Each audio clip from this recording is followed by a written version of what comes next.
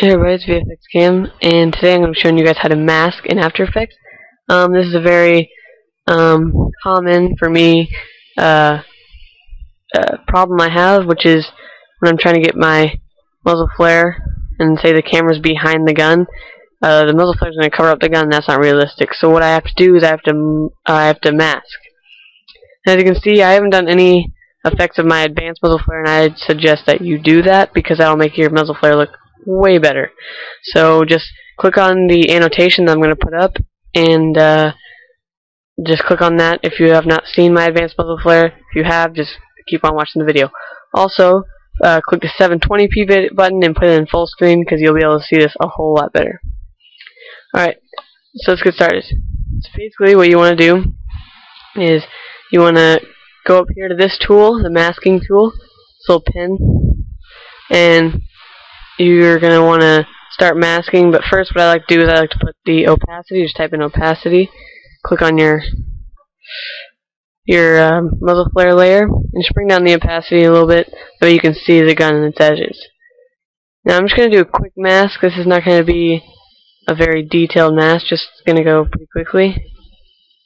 You're most likely going to want to go more detailed, but you don't need to actually. I normally just do it like this because you don't need to do it very detailed because you're going to feather it, which you're going to learn in a second. Just basically just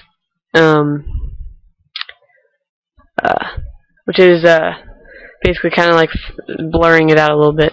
And now what you're going to do is you want to click on your gun and your muzzle flare layer again. You're going to see it cutting off all that. You don't want that, so you can type in mask right there, and then you're going to click on this button, mode. You're going to put subtract. That way it takes part away from that. And now, what I suggest if you have something like this, just bring it in a little bit, because as you can tell, it doesn't look that bad. Now that you've done that, you can bring your opacity back up. Just click on it again, type in opacity, and bring it all the way back up. And then you're going to want to click on your layer again and type in mask feather, and you're going to see the feathering right there. You're just going to want to feather it up. That way it's not such a hard edge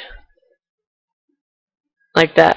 As you can see, if I didn't have that, it looks very hard and doesn't look realistic. So just going to want to feather it up a little bit. That way it looks like kind of bleeding through,